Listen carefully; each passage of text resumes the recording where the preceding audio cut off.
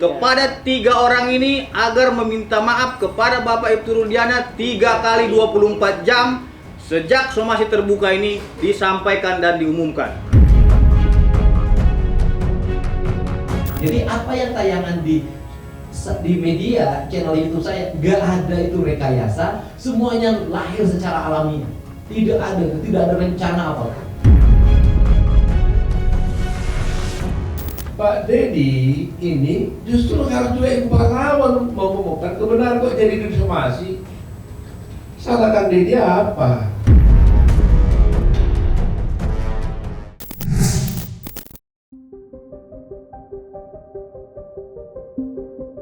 Usai lama bungkam, pihak Ibtu Rudiana akhirnya tampil ke hadapan publik dengan membawa langkah besar yang mengejutkan. Sayangnya, alih-alih menceritakan apa yang sebenarnya terjadi dalam kasus tewasnya Vina dan Eki, langkah besar itu merupakan dilayangkannya somasi terhadap saksi Dede, Dedi Mulyadi, serta Liga Akbar. Pasalnya, pihak Ibtu Rudiana menilai ketiga orang ini diduga telah menyebarkan berita bohong dan penggiringan opini di masyarakat. Lantas, seperti apa isi somasi tersebut? Terkait dengan tudingan saudara Dede yang menyatakan bahwasanya Ibtu Rudiana ini menyuruh dia untuk merekayasa keterangan agar seolah-olah tahu, agar seolah-olah keterangannya seperti ini sesuai dengan permintaan Ibtu Rudiana, itu adalah fitnah dan pencemaran nama baik bagi Ibtu Rudiana. Karena memang ini sudah viral dan sudah membuat fitnah di tengah-tengah masyarakat, maka per hari ini resmi kami somasi terbuka saudara Dede. Kami juga melakukan somasi terhadap Dedi Mulyadi karena telah membuat video dan menyebarkan berita bohong ataupun fitnah dan mendistribusikan terkait dengan muatan yang mencemarkan nama baik. Somasi terbuka kami kepada saudara Liga Akbar Cahaya, kepada 3 orang ini agar meminta maaf kepada Bapak Ibtu Rudiana 3 kali 24 jam sejak somasi terbuka ini disampaikan dan diumumkan. Apabila dalam 3 kali 24 jam yang bersangkutan yang telah kita lakukan somasi terbuka tidak meminta maaf kepada Ibtu Rudiana beserta dengan keluarganya dan kepada masyarakat melalui media pers yang ia beritakan, maka dengan tegas kami akan melakukan tindakan hukum dengan membuat laporan polisi terhadap mereka bertiga. Menariknya, somasi tersebut dibacakan di waktu yang hampir bersamaan dengan konferensi pers Peradi pada hari Senin 22 Juli kemarin. Sontak saja, Dedi Mulyadi serta Dede yang ikut hadir di acara itu langsung dibanjiri pertanyaan soal somasi yang ditujukan pada mereka. Lantas, seperti apa analisis Hotman Paris Hutapea selaku kuasa hukum keluarga Vina terkait polemik Ibtu Rudiana yang kini sudah dilindungi 60 pengacara guna memberi perlawanan hukum? Serta bagaimana pula Dede dan Dedi Mulyadi menyikapi somasi tersebut? Yaitu hak setiap orang untuk memberikan somasi. Jadi kalau ada yang mensomasi Kang Dedi, Dede, dan juga mensomasi Aep, saya kira ya itu hak mereka. Tapi saya kira cukup. Kalau Pak Rudiana merasa apa yang dikatakan Dede ini tidak benar, yaitu hak dia untuk menyampaikannya. Kami tidak bisa memaksa dia. Tapi saya yakin mudah-mudahan Polri bisa mengungkap kasus ini dengan baik. Kami peringatkan kepada saudara Dede, saudara Dedi Mulyadi, dan saudara Liga Akbar segera meminta maaf kepada Bapak Ibtu Rudiana karena saudara diduga telah menyebarkan fitnah dan mencemarkan nama baik serta melakukan penyebaran berita bohong. Kalau saya mah orang yang tukang minta maaf. Tapi bersedia buat apa, Pak? Lebih baik saya kepada 8 terpidana yang kemarin di penjara dan keluarganya, Pak. Intinya cuma minta maaf sama 8 terpidana sama keluarga. Tujuan saya mau keluar 7 terpidana itu. Cuman Iya. itu Pak. Sebenarnya kami tidak ingin meladeni ini semua. Akan tetapi karena memang tudingan ini sudah sangat jahat sekali, fitnah ini sudah sangat kejam sekali, al-fitnatu asaddu minal qatli. Artinya pembunuhan, fitnah itu lebih kejam daripada pembunuhan. Ini luar biasa sekali. Semoga Tuhan melindungi kita dari fitnah yang kecil. Jadi apa yang tayangan di media channel YouTube saya, nggak ada itu rekayasa, semuanya lahir secara alamiah. Tidak ada rencana apapun. Kalau kita mau bicara jujur, yang harus diinvestigasi, yang harus disomasi itu yang kesurupan. Karena itu yang kesurupan harus disomasi sebenarnya. Kenapa ada harus kesurupan? Kan gitu.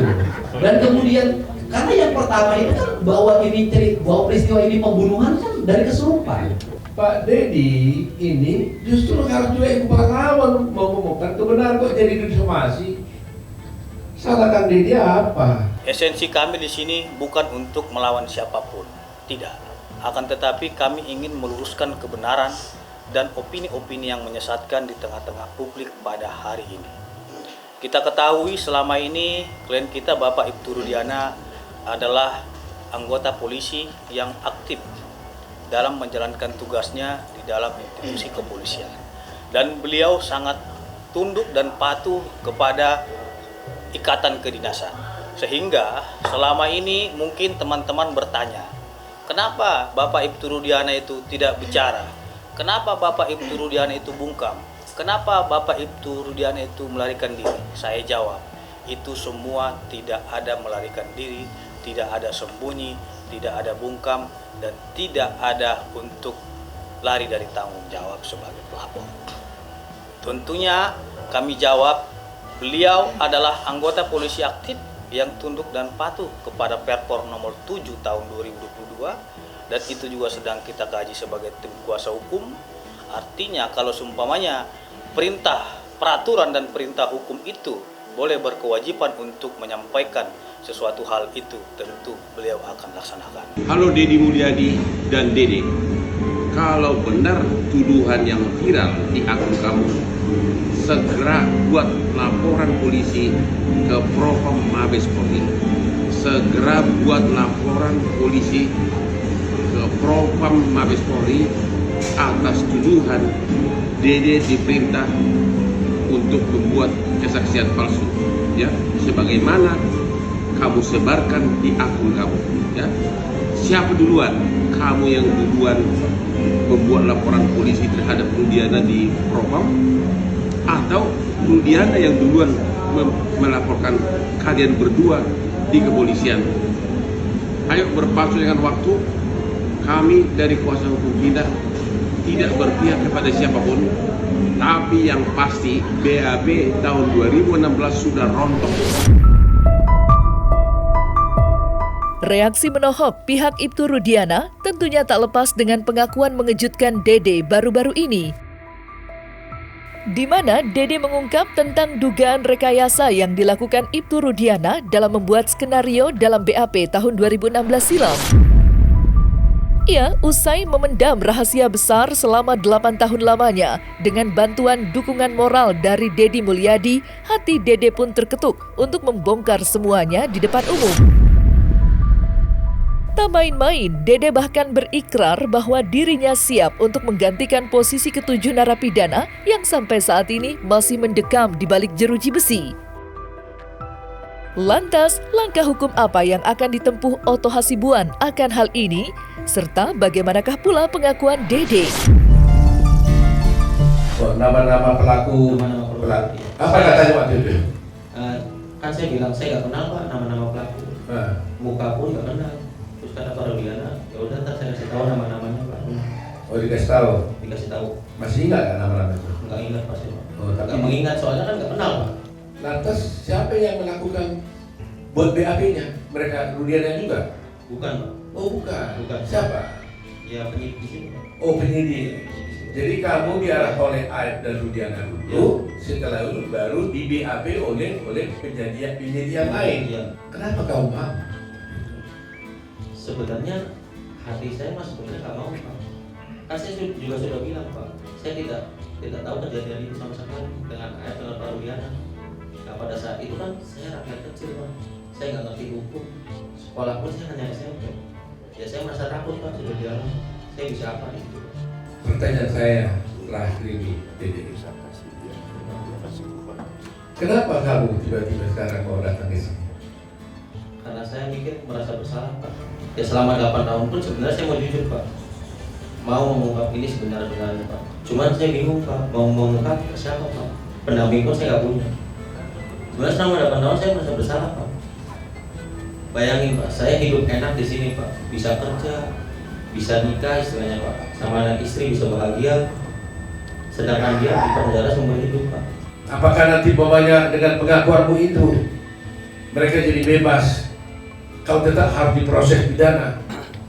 Saya tidak bisa katakan apa-apa, tergantung kepada kepolisian dan juga kepada pengadilan apakah memberikan hukuman kepada kamu. Tetapi karena keberanianmu untuk berbuat baik, untuk bertobat, menyatakan kebenaran, kami tetap dari berani akan bela kamu. Supaya jangan ada yang takut untuk bertindak menyatakan yang benar. Jangan ada yang takut. Besok kami diundang oleh Baris Krim Polri untuk menghadiri gelar perkara atas kasus yang kami laporkan, di mana waktu itu tim dari Peradi di bawah pimpinan Pak Rudi sama Pak Jutek pada waktu itu melaporkan saudara Aib dan Dede. Jadi kita laporkan dia ini sebenarnya. Jadi Aib kami laporkan ke polisi, kami laporkan juga Aib ini, Dede ini ke Baris Krim. Tapi akhirnya Dede ini datang ke kami. Mudah-mudahan Aib datang. Gak apa-apa Aib, jangan korbankan anak manusia, tegakkan hukum. Dede ada contohnya sini, toh tidak ada apa-apa.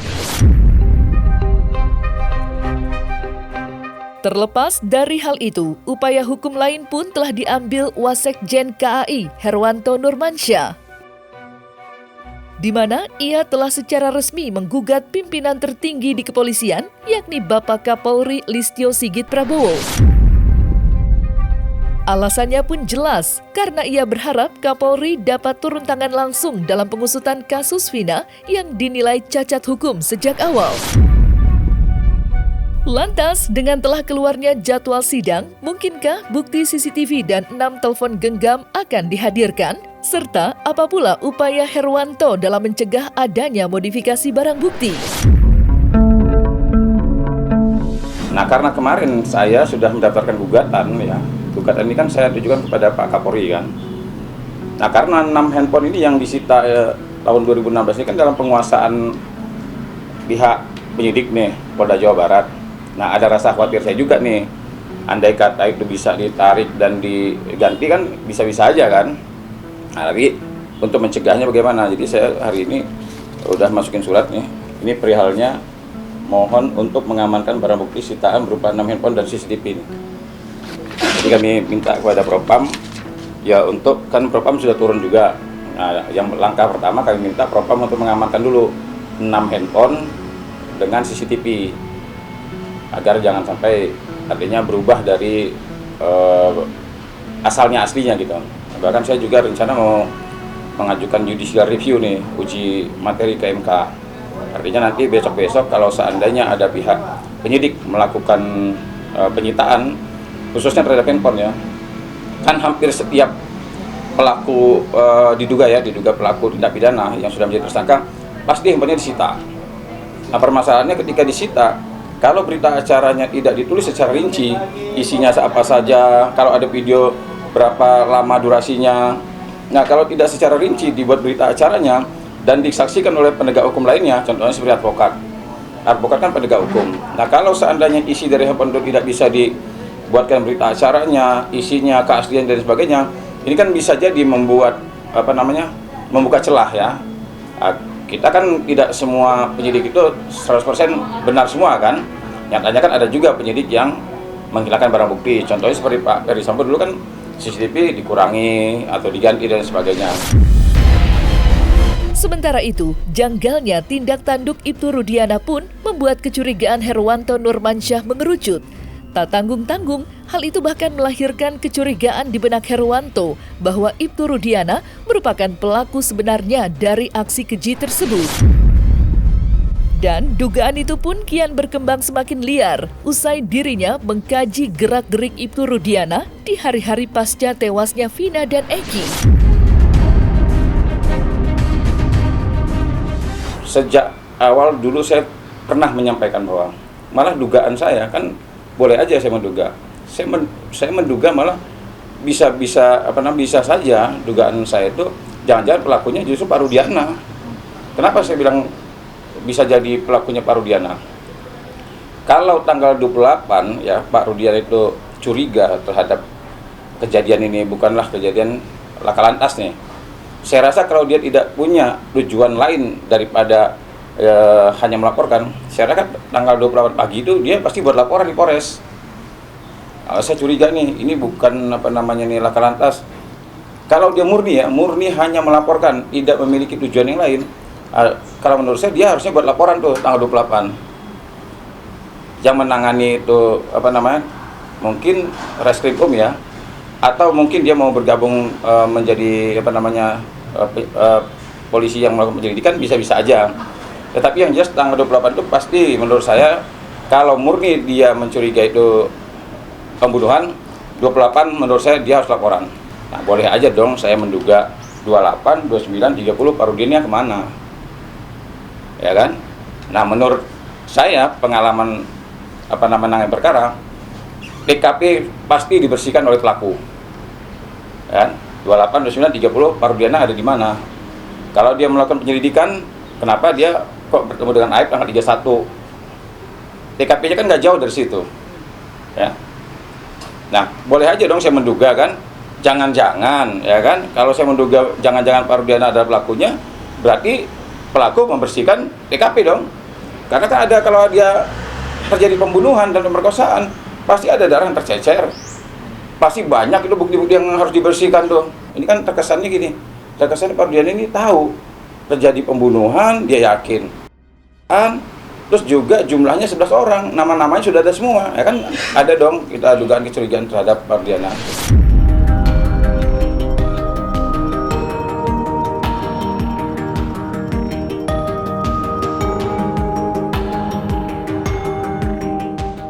Nah, selesai sudah Cumi Lovers, saksikan terus Cumi Camp In Depth, kabar lengkap, mendalam, dan akurat dari narasumber terpercaya. Dan jangan lupa untuk like, subscribe, dan juga share channel YouTube Cumi Cumi.